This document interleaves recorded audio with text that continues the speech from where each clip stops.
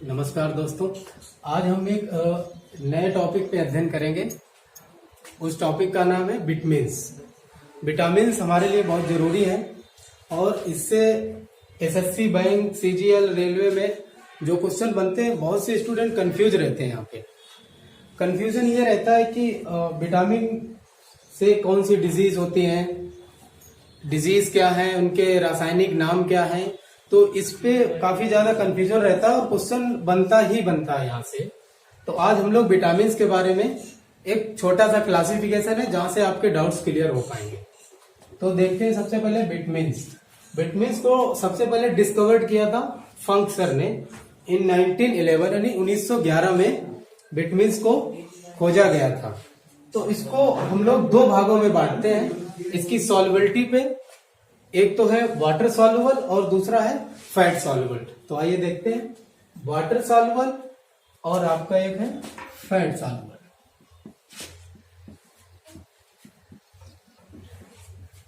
इसको दो क्लास में हम लोग डिवाइड करते हैं इसकी सॉल्युबिलिटी पे। तो पहला है water soluble, vitamin B and C, ये आपके वाटर सॉल्युबल में आते हैं, विटामिन बी एंड सी।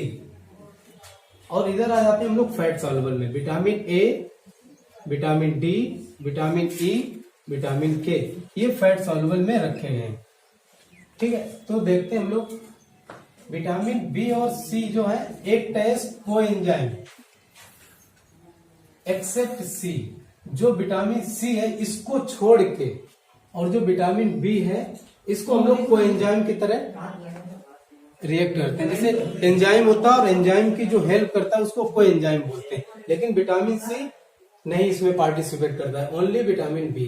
अब विटामिन बी को हम लोग भी दो भागों में बांटते हैं, एक नॉन बी कॉम्प्लेक्स विटामिन और बी कॉम्प्लेक्स विटामिन। ठीक है, तो विटामिन बी सबसे बड़ा विटामिन होता है क्योंकि इसमें विटामिन को काफी डिवाइड किया है नॉन कॉम्प्लेक्स और कॉम्प्लेक्स में। तो हम लोग देखते हैं पहले नॉन कॉम्प्लेक्स विटामिन सी, ये बी का पार्ट नहीं है तो इसको नॉन बी कॉम्प्लेक्स। इसका रासायनिक नेम है एस्कॉर्बिक एसिड। इसका रासायनिक नेम क्या है? Ascorbic acid. Essential for collagen synthesis. Vitamin C का जो रोल है वो कोलेजन की सिंथेसिस में बहुत इंपॉर्टेंट है।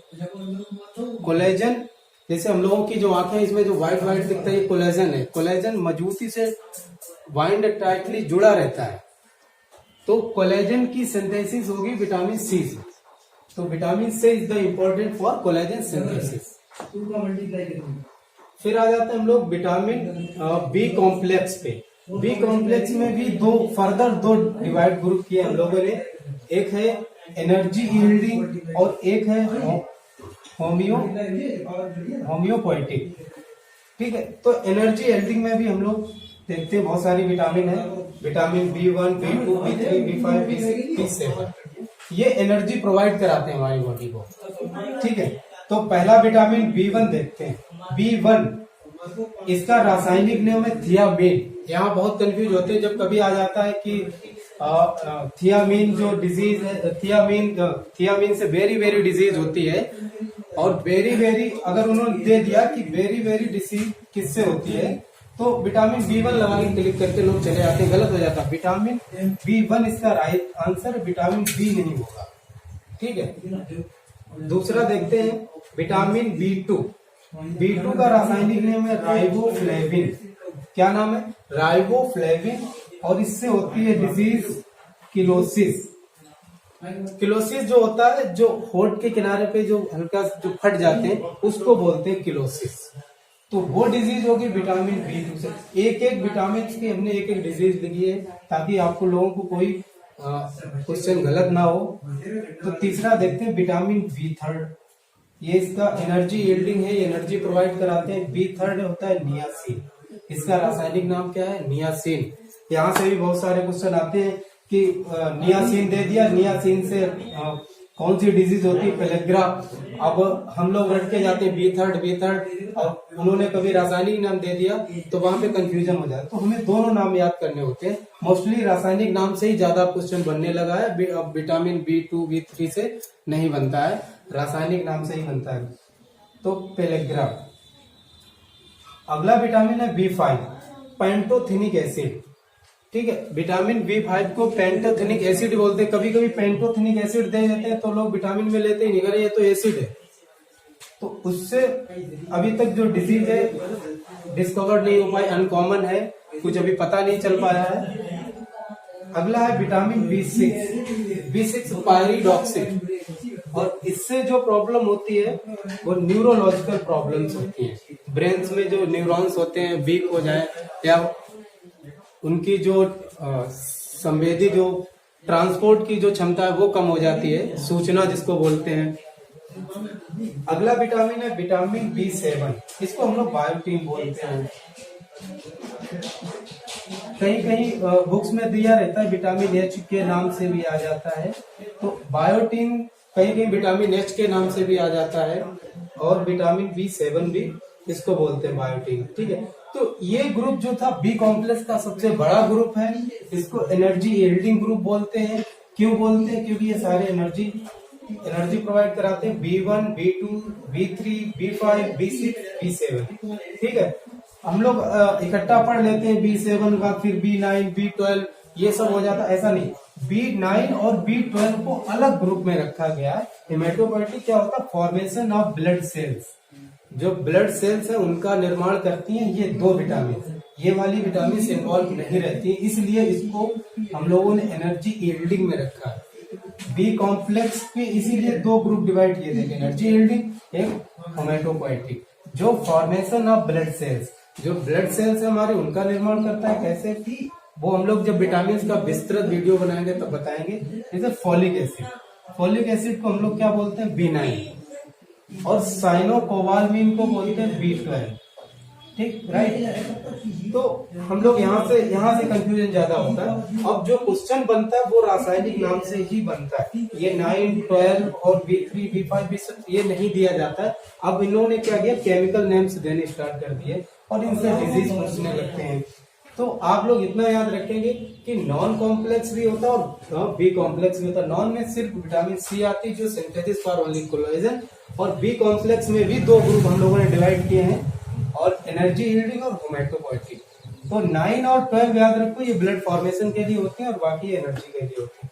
अब हम लोग आ जाते हैं फैट सॉल्युबल में। ये पानी में घुलनशील होती नहीं है, फैट सॉल्युबल है, जिसको हम लोग बोलते हैं वसा में घुलनशील। तो पहला विटामिन देखते हैं विटामिन ए। सबको पता होगा इसका रासायनिक नेम रेटिनॉल। रासायनिक नेम क्या है? रेटिनॉल। इससे जो डिजीज होती है नाइट ब्लाइंडनेस, जिसको बोलते हैं हम लोग रात का अंधापन।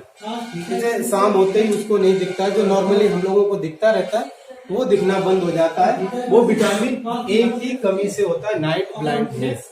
ठीक है, इसका रासायनिक नाम रेटिनॉल है। तो ऐसे पूछ देते हैं कि रेटिनॉल से जो डिजीज होती है वो कौन सी होती है, तो हम लोग कह सकते हैं नाइट ब्लाइंड, रात का जो अंधापन है। फिर आता है विटामिन डी, कैल्सिफेरॉल। इसका रासायनिक, ये बहुत इंपॉर्टेंट विटामिन, इसको हम लोग एक सेपरेट वीडियो में पढ़ेंगे, विटामिन डी कैसे सिंथेसाइज होती है हमारी बॉडी में।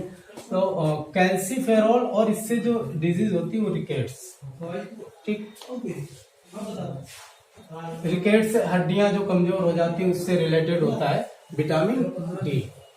और सबसे अच्छा स्रोत जो विटामिन डी का है वो आप सभी लोग जानते हैं, सनलाइट, सूर्य की रोशनी से काफी अच्छी विटामिन मिलती है। तो इसका हम लोग एक सेपरेट वीडियो बनाएंगे कि कैसे वर्क करती है, कैसे सिंथेसाइज होती है हमारी बॉडी में, फिर इसका क्या एक्टिवेटेड फॉर्म है। विटामिन डी को हम लोग एक सेपरेट वीडियो में पढ़ेंगे। फिर आती है विटामिन ई। विटामिन ई को हम लोग रासायनिक नाम टोकोफेरॉल, ये आपको याद करना है। और इसका जो वर्क है एंटीऑक्सीडेंट। एंटीऑक्सीडेंट क्या होता है कि हम लोगों की एंटी एजिंग, जिसको बोलते हैं एज बढ़ रही है, उसको ये कंट्रोल करता है। तो एंटी एजिंग, आपकी जो जल्दी से एंटी एजिंग एज हो जाती है, कम एज में ज्यादा उम्र के लगने लगते हैं, तो वो एंटीऑक्सीडेंट का काम करती है विटामिन ई। फिर आता है vitamin K, is the most important vitamin, naphthoquinone, anti haemophilic. जो हमने ब्लड का आप लोगों को एक वीडियो बताया था, उसमें बताया था एंटी कोगुलेंट होता है, क्लॉटिंग में है, हेल्प करता है। Vitamin K is the most important. के and D is the most important of vitamin D and के। अब एक दो पॉइंट्स हैं। Only vitamin K is act as enzyme.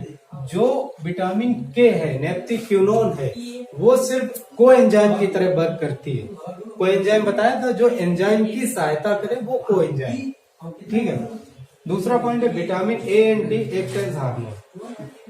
यहां से इंपॉर्टेंट क्वेश्चन है, कभी कभी आ जाता है, क्या vitamin A and D hormone की तरह वर्क करते हैं या नहीं, ऐसे पूछ देते हैं। या फिर ऐसे पूछ दें कि कौन सा विटामिन है जो हार्मोन्स की तरह हमारी बॉडी में वर्क करता है। तो विटामिन ए एंड डी, ये याद रखना, यहाँ से क्वेश्चन बनता है। और के क्या कोएंजाइम है या हार्मोन है या ओनली विटामिन है। तो ये जो मैंने पॉइंट्स लिखे हैं ये आप लोग ध्यान रखेंगे। और ये विटामिन सी मोस्ट इम्पोर्टेंट, यहाँ से कई बार क्वेश्चन बना है, कोलेजन सिंथेसिस के लिए कौन सी विटामिन जिम्मेदार होती है। तो विटामिन सी सबको पता है। ठीक है। तो नेक्स्ट वीडियो में हम लोग इनका विस्तृत रूप लेके आएंगे।